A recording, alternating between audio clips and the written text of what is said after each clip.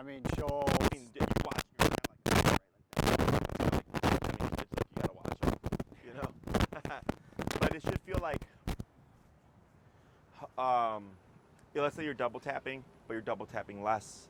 Yes. Like you're not having to be so vigilant on like, is she gonna act like last week, I was like, I'm single tapping her, and we were going, and it was doing like not nothing, but it wasn't as effective as it should be. Okay. And it's to the like she really doesn't like the double tap. Mm-hmm. Where she went to react to when we came out of the house, there was like surprised her again with construction workers like right out front. Yeah. And she like started to bark and corrected herself. Like, I see what you're saying. Yeah. Now, did you still tap her? Yes. Okay, good. Yeah, even like that, something like that, where the dog does something and they self-correct, I still do the correction. Yeah. Because it's even though she's still corrected, it's like attempt it. I don't care if you do fix the problem. Like you shouldn't even be doing this in the first place. I mean, she's better walking. Like just walking and staying by me. She's not pulling really. Okay. So that's the walking's gotten a lot better because I'm not like fighting her. Sure. Even with this thing, which I Hopefully tomorrow. Yeah, hopefully it'll be here in a day or two. Okay. It's on Amazon or? Yeah. Okay. With the prong, your setup would be where her flat collar is, and so instead it would be her flat collar, your e-collar, and then your prong at the very top. Prong close up to here. Yeah, Right? prong would be up here. So if we're doing remote collar, it's usually the remote collar up top. But if you're gonna do prong, you want that up top, and then the e-collar just behind it. And the e-collar will help keep the prong in place as well. And then her standard collar, whatever, would be at the base of her neck. So if you're gonna still use her flat collar. Got it. Okay. Have you used a prong before? I can't remember. We did. And I think when she was trained as a puppy, they gave us the prong. And we had, with our first dog, actually the gentle leader was always the best with her. Sure. Because as soon as she would go to pull, she would it would just stop. Yeah. So we actually liked that one, and we switched her to the gentle leader, and it was a disaster. It wasn't the same. No. Yeah. Well, because I couldn't restrict her. Like the choke collar can actually stop her from barking, because Sure. you know. So with the prong collar, making sure that it's when you put it on, it's put on correctly. Prongs can from time to time come unclasped. I don't know if you knew that. Yeah. And for me, it's, in 10 years, I've had it happen like so they get out of it. Or they get out of it, but it's not because they step out of it. It's because the prong somehow pops out. So then what some people will do is they'll put like a carabiner That connects to chain. this, so that if it comes off, I at least have. Still connected. Yeah. Yeah. So it's like a little safety net. Especially if you're doing like an alligator type prong collar. The alligator clip is the one with it looks like an alligator mouth, and it clips to the ring like this. Yeah. They're easy to put on and off for like people. Like I had a client who had arthritis. She needed to use the alligator clip. But those are more likely to come undone because the alligator clip isn't exactly the most secure. So once you get it, I'll take a look at it, and then most people just use like a carabiner to help secure the prong. So should things come undone or unclasped, it's not a big deal. The dog is still attached. Yep. So anything else? I don't think so. So what we would do is after today, you can shoot Maria a message or email and just let her know like that you'd like to schedule an in-home. Okay. And then because she has to look at the calendar to see where I have time to go to you, then come back to here and stuff like that. Got it. And then I need to send you a video to review prior, so you have some kind of understanding of what the exercise is for when people come into the home. Got it. Now what we're going to cover today is another approach to having guests in the house. Are you familiar with the place command or anything like that? Yeah. So it's super simple. It's stationary control. It keeps her out the way, keeps her out of trouble. So if you have guests come over and it's like you want to keep her in a social space, and it's like she's in her own little spot, and you're like, just leave her alone, whatever, she'll leave you alone. Right. But she's not like free roaming or anything like that, but you can still try to push her socially. Is this the command that we typically use? Okay. Yeah. Anything else before we And start? that should be the same place on the floor, like on the first floor, right? So place is super versatile. Okay. You can move it. It can be different Okay. objects. It can be more than one object. So we'll cover all that stuff. Okay. But it's much simpler than like a down command, because down and sit are very specific. Sit is put your butt down, don't move. Down is lay down, don't move. Okay. Place is just go on top of this object and don't get off. Sit, stand, lay down, chew on a bone, chew on a toy. I don't care. Just don't get off of the object. Okay. So go ahead and bring Greta closer to the placemat here, and then you're currently set to 1.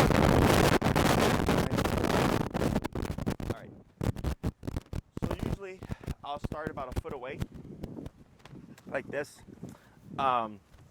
where you're going to have her next to you. You're not going to say anything in the beginning. We're not going to say place or anything like that. You're going to start with the tapping first, okay? So you would tap 3 times, and if by the 3rd time you make a slow response, and these are going to be slow steps. To get her onto it? To get her onto it, correct. Now by the 3rd tap she doesn't respond, you're going to keep tapping and then apply leash pressure to bring her on top of the placemat. Once all 4 paws are on,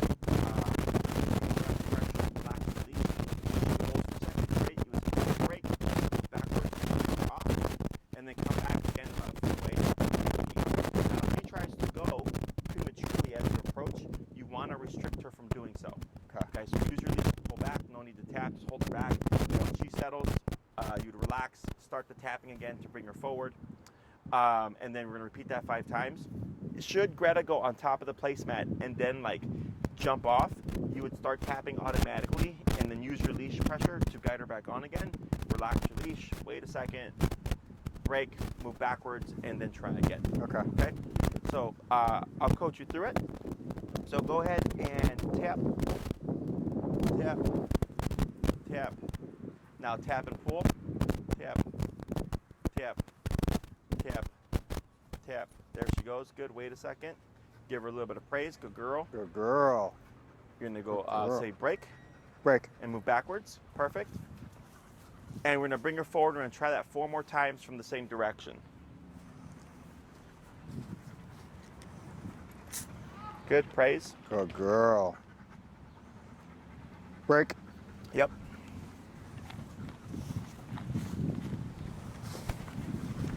Tap. Good girl. Break. Good. Good.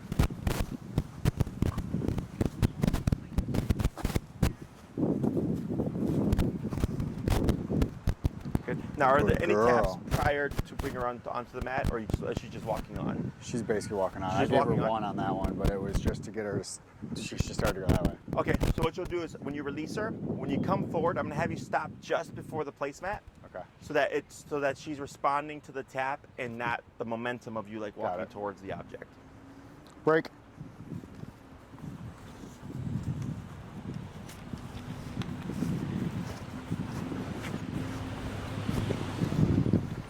Good girl. Good. I'm gonna try that 3 more times. Break.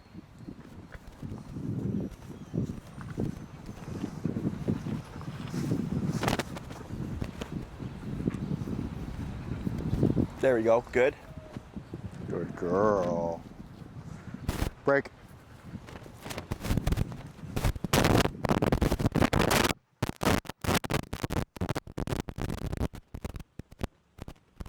Good girl, Greta. And break. Break. Good. So now we have the same concept, except now you're gonna send Greta from different directions. Okay. So you might walk around and send her. No command. From here, no command yet. We'll use the place by the end of the class. Right now, we're just showing her how to approach the placemat in response to pressure, because I want to make sure that the tap itself is what's sending her to the object, and not because we're walking to it and she's assuming we're going to put her there. So you'll do the same thing. You're going to stop about a foot away, but you might send her from this direction, or that direction. You're just showing her different routes to the object itself.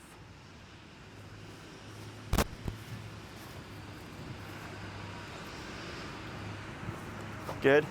Good girl. Break.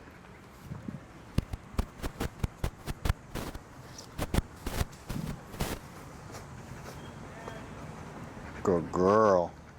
Break.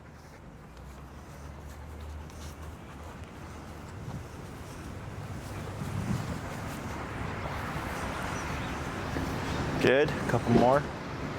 Good girl. Break. Break.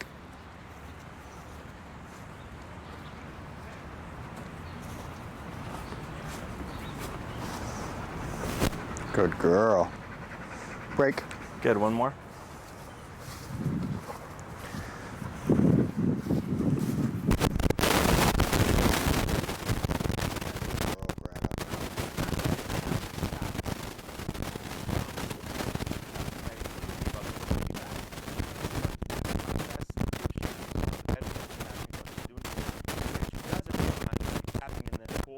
But you're going to repeat yourself where you're at. You're going to try not to step forward. Yeah. Okay. Yeah, how would she know to, like, usually if I'm walking, I tap, she sits next to me. Mm-hmm. How does she know whether she's sitting or going on the mat? That's why we're not saying heels. But technically right now, she's not under any command. She's just walking with you. But she's like heels, right? She's learning, she's learned that when she's not. And if I'm, yeah. So here, dogs Break. see things in pictures. So if there's no dog bed around, she wouldn't assume to go anywhere. Okay. You know what I'm saying? Like, so if you're in your house and you train her on her dog bed and you tap her to go to the dog bed, she would then assume that's where she's supposed to go. Okay.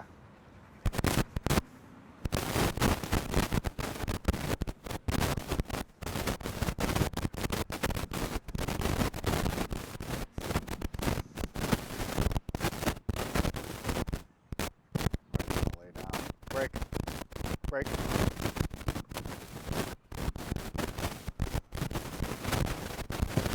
Hold right there. From here, you're just going to tap, tap, tap, tap.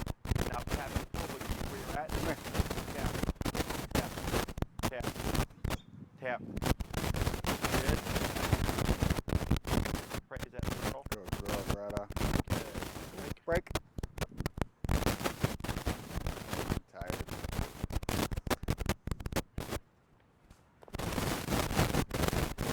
Tap, tap. Good girl. Break.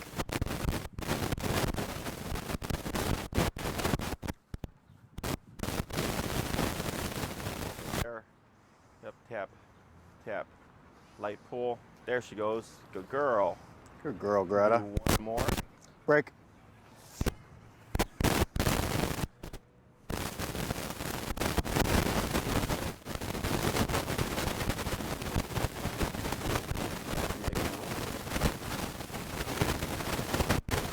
Good girl, Greta. Break. Now, same concept, but now approach from a different direction. Still at 2 to 3 feet back. Okay.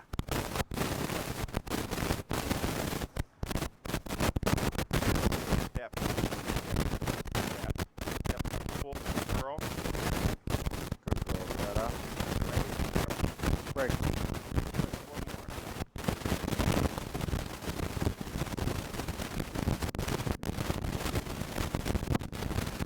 There you go. Good girl. Break.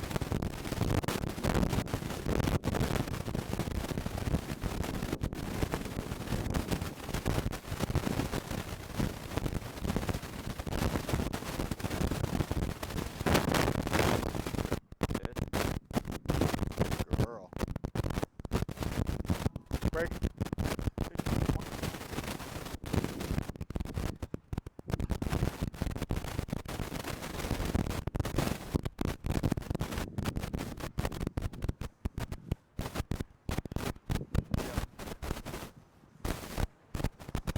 Good. And then last one.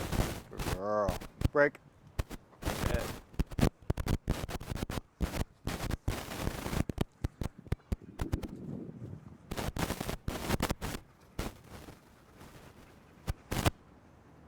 Very good. I'm going to pause right there. Good girl, Greta.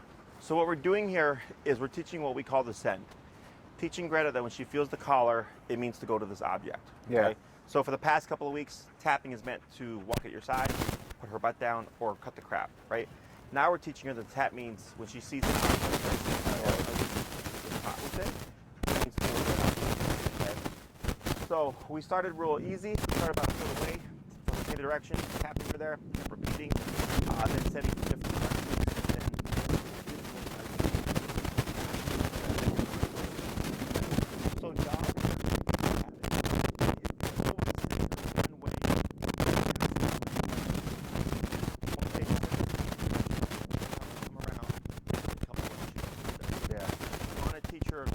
doesn't matter how she approaches it. She just needs to go directly to the object. Yeah. Okay. So, where it's tight at, we're just going to so with the place exercise component there, this object. Okay. Yeah. So right now we're thinking how to go there. Now we switch topics and on the don't talk.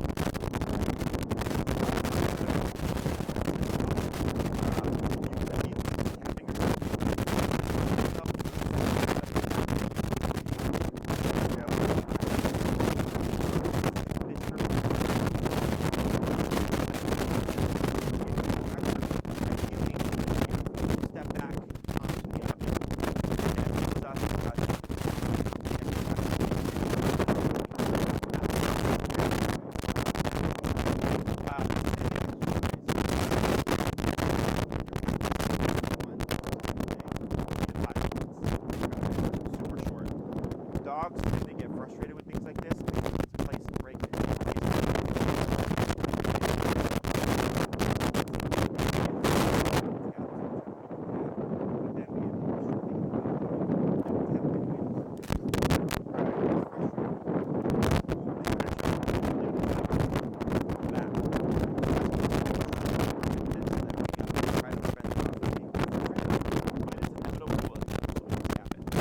I try to do it with her during instead of putting her away from dinner all the time because she'll try to get the kids food. It's like, what? I've been trying to just make her go place. Correct. And so when it's dinner time, that's where she goes. Yes. Okay. So we have the standing exercise, and then we have the stay exercise. Now the stay part, right off the bat, like you could go home right now and do 2 hours where she would stay put. Okay. She's just gonna make mistakes. Yeah. But that's how she learns not to do things. So like right now, every time she like learned that she'd stare at the dog, don't tap or whatever, she's learning not to do that. So same thing with kids. We have to make a mistake and or perform the behavior and have the negative attached to learn maybe that's something you don't want to do. So if she's on place, what I suggest in the beginning is like you're going to sit down and watch TV for a couple hours, just have her move her dog bed, get her next to the couch, play her, have her lead on, have it 30 minutes later, she tries to get off, you start tapping her, ideally she would go back by herself, otherwise you should do her. And then 10 minutes later, she tries to get off again, you start tapping her, you go back. So you're doing this when you're just being anyways. If you're watching TV, you're eating dinner, if you're going to work from home, at your computer, reading a book, anytime that you're just going to be stationary for a bit, you can practice this command, okay? So everybody's application of this is going to be different. Yep. How long you need to hold it for is going to be different. Some people need to hold the dog to hold it on average about 2 to 2.5 hours is what most people are around. Yeah. Every now and then I get somebody who needs like more control, for instance. So like I had a client like crawling and stuff. So that dog would do 4 to 6 hours at a time. So that this way they could place their dog and not worry about the dog.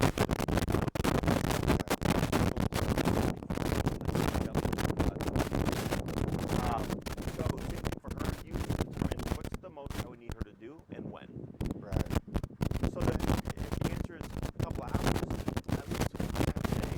I mean, a week, you want to practice up and down, okay? Where you're practicing 2 hours or so. If you only do 30-minute increments all the time, even though if you practice like 4 times a day, it's only 30 minutes. She would need to practice up to 2 hours as one solid chunk, at least 2 to 3 times a week. This is beyond just her crate, right? This is actually, she has that freedom. Correct. To like make the mistake of. Right. Yeah. So, like like you said, when the kids are going to eat, instead of like putting her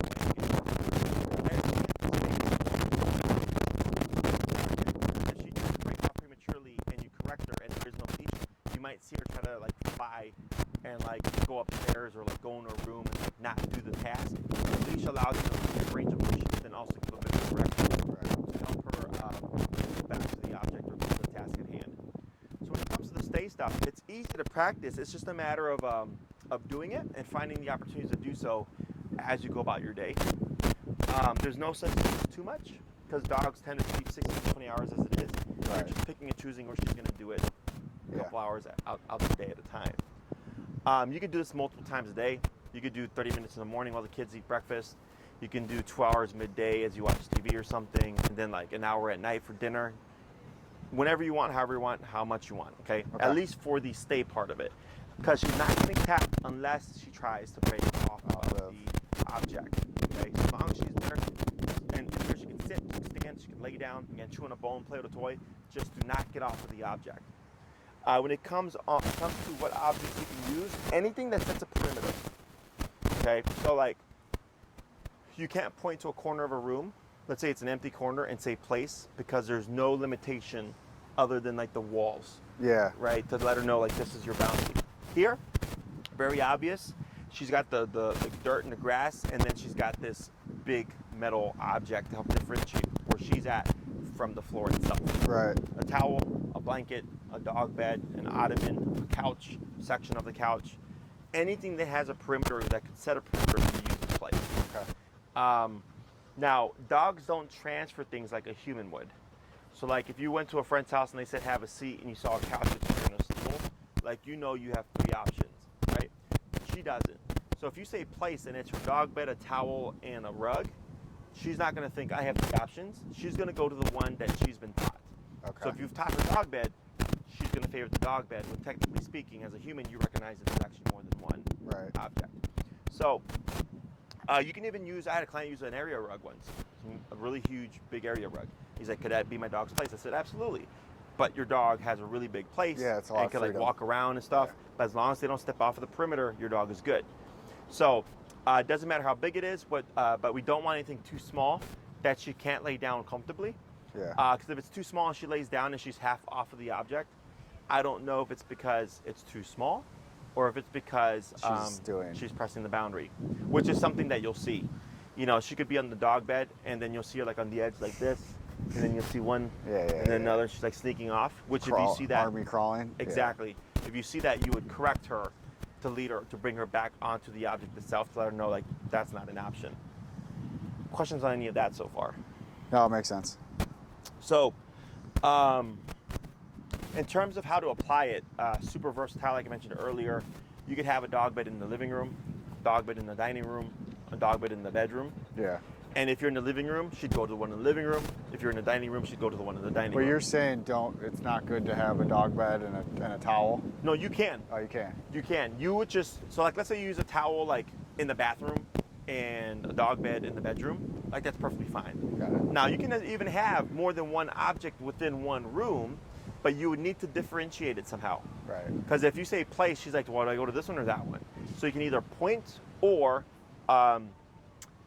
use different words. Yeah. You know, it's like her dog bed could be place and then the towel could be like mat or something like that to help her differentiate the different objects. You can even have, like you mentioned earlier, one object throughout the entirety of the home. Where when you say place, she always goes to that object. no matter where she is within the home. That's why it's all personal preference. The most common ones would be like an object that you move from room to room, like her dog bed. So she learns to recognize her dog bed. So if you're in the bedroom and you said place, she'd look for her dog bed. Yeah. If you moved it to the living room and you're in the living room, you said place, she'd look for the one in the living room. And it's moving from place to place. Okay. So like let's say you went over to like your relative's house. You brought her dog bed with you, plopped it down in place. She recognizes that object. And would you eliminate like go bed? No, if I tell her go bed, she'll go up to her crate because, you know. Oh, no. So that could be your crates term, right? Okay. So that differentiates for her. When I hear go to bed or go bed, okay, that's her crate, but then places her dog bed. Right. Okay. So yeah, you can shape it however you want. If you're gonna do one set place throughout the entirety of the home, so like whether in the bedroom, the kitchen, the living room, whatever, when you tell her place, she'd always go to the same object. Easiest if the object is in the same spot all the time. Every time. Yeah. Okay. And if you move it, that's fine, but then you have to like help her recognize that. And we work our way backwards. So kind of like what we did here, we started at a foot away, then at 2 to 3 feet away. Yeah. You would just keep working your way back until eventually you could send her, from upstairs, downstairs, or whatever, and she'll know to recognize to go to that specific spot. Questions on any of that? No, that makes sense. I think here. So there's stages to the keeping her put stationary for a bit. Okay. The first week, what I suggest is if you're watching TV and she's on the couch or right next to you while you're on the couch or something, is if you need to get up, you would release her first, then get up to do your thing, okay? To have her come with? So she can do whatever. So like, let's say she's on place, right? Yeah. You're watching TV for an hour and you decide, I'm gonna grab a drink of water. Instead of getting up to go get a drink of water, you would release her first, go do your thing. What she does doesn't matter, right? She's on her own time. And you could send her back, or you can take off her equipment and she's done. Yeah. So the reason why we release and then get up is if you get up and then release, she's gonna think every time you get up, you're gonna release her. Yep. Right, so it helps prevent that problem. And we do that for the first week. For the second week, she could be on her place, you can get up and walk away, but she should stay put at that point. Okay. Okay? Because you've now, at least if you've been doing it consistently, you've practiced for a week of you don't get off of the object, okay? And you've been correcting her and all that stuff. So like, let's say you try to get up and she tries to follow you, you would correct her, she goes back, you should be able to just go, get your drink of water or whatever and come back and she should stay put. The third week, we add a bit more distance where she'd be like, 4 to 6 feet away from you, still with the leash on, and you're more proactive about getting up and moving around and adding distraction. If she hates like the vacuum cleaner or something like that, bringing the vacuum cleaner out and all that stuff. By the fourth week, she could be like completely across the room, still with the leash on, same concept. You're more proactive about moving around and stuff like that, as opposed to staying put. Yep. And she should be able to hold that position. And then after that, it just depends on how much work you put into it, and if whether or not she recognizes that tap means to go back to the object. Okay, so if she's still struggling with that concept, you want to spend more time on it. Yeah. Because as soon as she gets off, if you try to tap her, she's gonna run to my side. Yeah. Yeah. Okay. And then if she's getting off, am I saying go place or stay? We don't say anything. We just correct. Got it. Now we say place or whatever your term is going to be to start it. But anything she does after that, no warning. Okay. So it's kind of like with the heel, right? Yeah. You cue heel. That's what I figured, that you're not going to want to be repetitively. Right. We don't repeat because then you create cued behavior. So place means go to this object and don't get off. So if she gets off and you say place and she goes back, you've not taught her to not get off. You just said go back to the object. So yeah. So in order for her to learn to go there and not get off, she gets sent there, and then when she tries to get off, without warning, she's corrected. Yeah. And she thinks, all right, when I'm sent here, this is something that breaking off is something I don't want to do. Okay. Other questions? Oh, that makes sense. I figured it was gonna be similar to heel. Yeah. So whenever we talk about behavior, you want to think to yourself, do I want to eliminate this or do I want to control this? Yeah, yeah. If you want to eliminate it, you just correct it. There's no warning. If you want to control it, you say something first and then you correct. Yeah. It's like heel, right? If you don't say heel, she's on her own time. You cue heel, now she's at your hip. Now she has to walk in a very specific way, right? So it's cued. Break. Yeah, and I've seen that it makes a difference. Because especially if I know she has to go to the bathroom, I'll let her go. And then even if she still has to go to the bathroom, she'll stop sniffing. Which is once I say heel. Sure, right. She's learning now it's time to pay attention. So that's a cued behavior. So like if she's on her break time and she's eating, I don't want you to eat food, you would just correct her because she's on break. But then she's learning, okay, if I'm on break and try to eat goose poop, there's a correction, but as long as I don't touch it, I don't got to worry about anything. Right. So then ideally the dog would opt to not repeat the behavior. Yeah. Okay. Other questions? I don't think so. Okay, so now we're going to layer in the word. Which cue do you want to use? Like, do you want to use place? Do you want to use place? Because she had place training when she was really like 6 months, 6 to 9 months. Sure. And she's generally good at it. It's just all the chaos in the house. Usually there's so many distractions. Sure, with the kids and stuff. Kids, the food, toy, a ball, bouncy. I mean, it's like, you're just asking her to mess up. Yeah. But usually if I put her in place, just be like, if she has a collar on, she'll sit there. Okay. But I haven't had like a mat or it's been in like this section. You know what I mean? Like next to but it's like, again, a corner, which isn't the best. I see what you're saying. Yeah, yeah. Without a perimeter? Right. Gotcha. There's not a defined perimeter. It's kind of in boxed where it's like one of the main places is right next to our TV stand wall on the other side. So it's kind of like a cage, like not a cage, but somewhat perimetered, but it's not, you know, it's not fully restricted. Right. So yeah, visuals help the dog out a lot. Like, so I had a client, they had a Saint Bernard, and he chewed up the dog bed, and it was like super expensive. So like, we're not gonna buy another one. But our first dog was. They had him in a corner, but what they did is they did painter's tape. So they did like, I was like, yeah, because it sets a perimeter. So there's the walls, right? But then the painter's tape just added some kind of line that he couldn't cross. So technically, with like the shelf or whatever, the TV shelf, that technically creates like a perimeter. But it's easiest for the dog if there's something like very obviously like you know, like a mat or a towel. Right. That makes it easier for them. But as long as there's something that defines some kind of perimeter or threshold, technically it can be. That she fits. Yeah. Okay. So go ahead and release her, and we're gonna pick up where we left off. You're gonna be sending her from 2 to 3 feet away, except you're gonna cue place first. So you come to a stop, wait a moment, place. If she goes, we don't do anything. We don't even tap because she just responded to place right away. Yep. If she doesn't respond within half a second, you would start kicking in with the tapping, and if by the third tap no response, tap, and then begin the pull. All right, break. Break.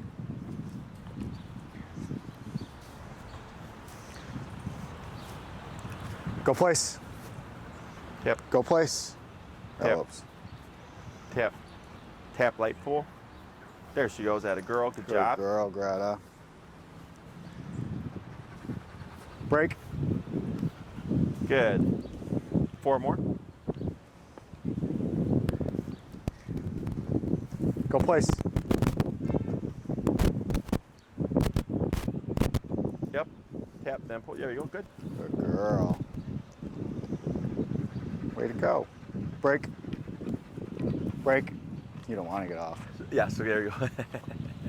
She's like, That's like the frustration. Like, I want to lay down. Oh, I see. Because now she knows. Go place. Technically, if she stays on place, right, she can avoid pressure. Girl. But for the sake of this exercise, we need her to come off in order to repeat. If I stay here, I'm not going to keep getting corrected. Break. Good girl, 2 more. Girl. Go place. Good. There you go. There you go. You had a girl. Good girl, Greta. All right. Yeah, you're not done yet. Break. Break. You had a girl. Good.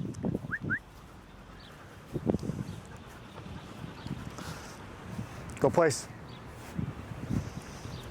Good girl. Good. So now same concept, but from different directions. Break.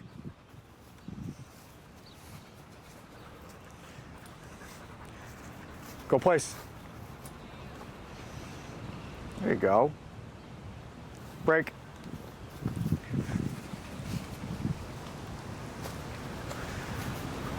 Go place. There you go. Good. Tap. There she goes. Good. Good girl. Break.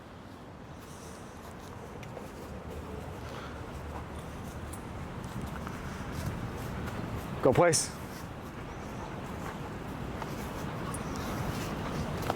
Good. Good girl.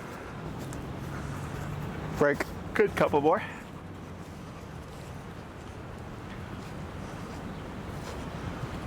Go place. Good girl. There you go, Greta. Break.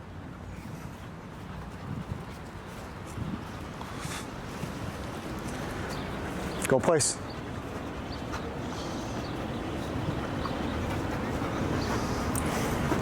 Good. So now, same concept, but when you send her, you're gonna pause for a second, and then once she goes and she settles, you're gonna go, you're gonna start to walk around in a circle, okay? So place, she goes, and then you begin to walk around. Oh, I walk. She should stay put, Got correct. It. Now, if she breaks off to follow you, you would stop, start tapping, we don't say anything. She should go back. If she doesn't, tap with the pull. Yep. And then you start a circle again, and you want to be able to complete one full circle before you release her. Okay, so we don't want to keep moving, because if you keep moving and tap her, she's going to think heel. So stopping allows her to figure out that she should go back to the object and not walk at your side. Break.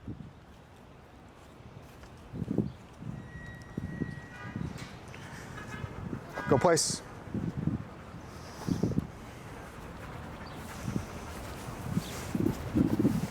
Now this is all fine. Good. Good. Pause right there. Good. Break. Break. Good. 4 more.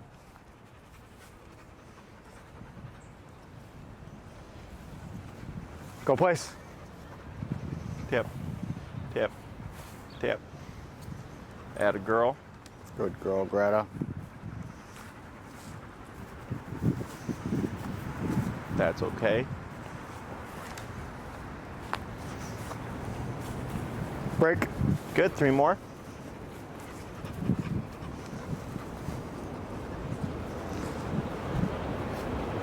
Go place. Good. Good girl.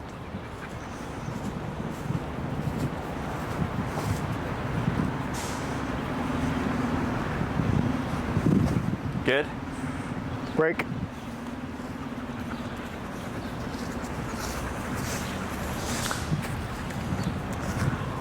Go place. Good girl.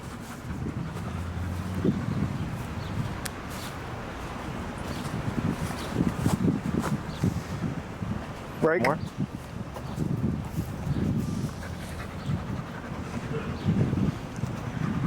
Go place. Go place. Add a girl. Good We'll pause girl. right there. Very good. So here, this exercise, 3-5 minutes. Once, maybe 2 times a day. Okay. Once you see or feel that Greta will go to place, no problem. Go place, boom, she just goes easily and consistently. Don't need to do this anymore. You just apply the stationary work. Yep. Okay. Now you don't have to do one before the other. You don't have to do this first for like a week or 2 and before you can start the stationary stuff. You can work on them at the same time. Got it. Okay. So, like right now, like I said, you could go home and literally do 2 hours. She would just make mistakes that you would correct, and she would go back. We wouldn't repeat or anything like that. So as she learns, okay, when I'm told to go to place, if I try to sneak off, there's an automatic correction. Yep. Only way to avoid it, not to get off. So, this, just finding places to apply it throughout life. That's what makes dog training applicable. Is the moment she learns the behavior, is applying it so that she thinks, okay, this is something that I do in life, and not just like these little short sessions. Yeah. Because that's what most people do. They do their training sessions, 15 minutes here and there, and then one day it's like, okay, I need my dog to actually do it. Like, it doesn't work that way. It's like once we teach it, just start using it. Right. So It's part of every day. Yeah. Exactly. It's just part of life. Right. So technically, you could use this approach when people come over, okay? But it depends on her escalation or Right. whatever her mindset is. So, in theory, like let's say it's someone she knows and she's comfortable with or whatever, you could place her, like if your guest is coming over at 5:30, 5:15, she's already on place. We tend to wait for the dog to act up before we want to establish control. I suggest establish control before the dog acts up. Got it. Okay, so 5:30 guest comes over, 5:15. She hasn't been released. Greta is already on place. So then she'd have all her equipment on. You go to open the door, she's super excited or something, trying to get off, you go tap her. Right. You might have to bump the power a bit because now you have to deal with stimulation. And she should hold the boundary, okay? Until you say break, her job is to stay on there. Yep. Now, let's say Greta is on place, but she's whining or barking. You can still correct that. Okay. Okay, because people ask, like, if my dog's on place and doing what I told them, and they whine, Yeah. is it fair? I said, sure. I was like, if you don't want them to whine, you can correct that. Right. So She'll do that in her cage, and if I give her a tap, she's done. she stops. Yeah. So here with the placement, you might confuse her. So if she's on place, she starts to cry, and you tap her, she might flush off because she's thinking being on place was wrong. Yeah. So then if that happens, you would keep tapping her and lead her back. Once she's back on, we stop again. So she's got to figure out, okay, I got tapped, but I flushed off, and the tapping came back. So what's the answer? Usually by the third, fifth time, the dog will pick up on that the tap was for the behavior. Yeah. So if she's whining or barking, and you tap her for it, she'll learn that it's not to flush off, it's to cut the crap and relax. Yeah. Okay. But it takes her having to make the mistake of coming off and being corrected for that too, to learn, okay, if I try to get off, I get tapped some more. What is it else that I'm supposed to like do or not do? Right. Okay. And eventually, by the third or fifth time, you'll tap her, and she'll take the correction and like just settle. Right. Okay. But she'll have to make those mistakes first, just part of the process. Questions on any of that stuff? No, and then for the reactivity, I usually will have like control of her leash, so that she can smell the person in a way that I know that I have control. Mm-hmm. And then usually by the time she's sniffed them, and that's usually what calms her down. Gotcha.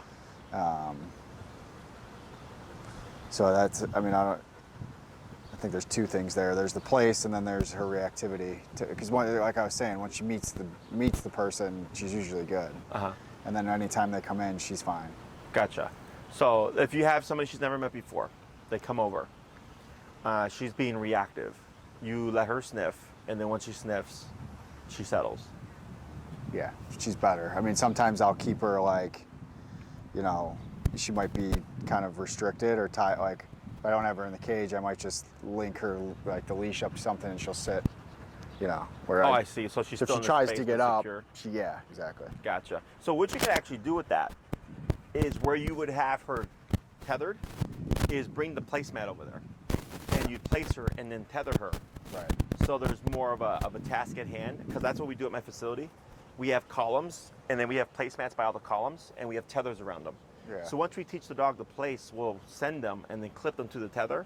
So we could be across the facility training a dog, and they'll try to get off, and we'll tap them, and they'll go back on again. Right. So you're able to practice stationary work without having to worry about like the interaction. Yeah, until you've done it enough where you feel confident like she's not going to budge, right, or far enough along in her training that you know what she's about. But yeah, you could absolutely combine those two things and use it to your advantage. And it helps a lot. And actually, it helps you kind of skip stages too, because the reason why we do at our feet and progress from that is because if you put her across the room with no tether, she wants to be next. She wants to be right next to us. Yeah. Correct. Then you're walking back and forth to correct her 100 times. Right. So we do it gradually. But if you have something to tether her to, we can bring the object over, and it limits her range of motion. Right. So she has to have the ability to step off. But if you give her too much range, she'll try everything out. Whereas if it's shorter, it allows her to get to the answer of going back to the object much more quickly. Right. Okay. Other questions? No, because if it makes sense, part of that is because, like, just shoving her upstairs in the cage. If there's people over, she wants to be where the people are. Mm-hmm. So then she's getting angry. But I feel like it's better if she's. So socially, having her in her kennel upstairs, whatever, doesn't help her, right? Because it's she's not learning how to coexist. Exactly. Yeah. So your best bet with what your current setup is would be the tether with the placemat as a reference point for her. And then like your guest, so like let's say you placed her and you tethered her, and your guest came in, right, and she's barking, you can correct that. Even though she's on place, you would correct it like I mentioned. Go up on the power if you need to.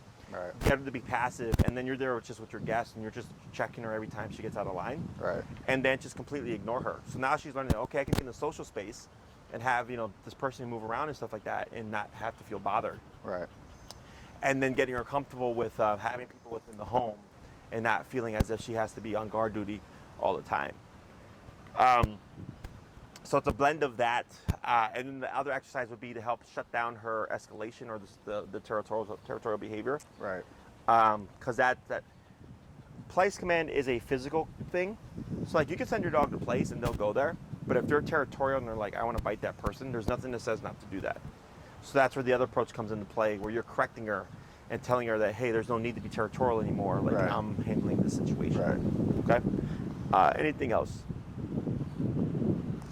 I don't think so. So for the next one, contact Maria. Just shoot her an email and say, we'd like to schedule it in home, and then she'll handle it from there. And then I need to send you a video to review, so you get kind of a feel for what the exercise is. Got it. And she would technically be, you could have her on the leash dragging, and then I would coach you through the exercise. Got it.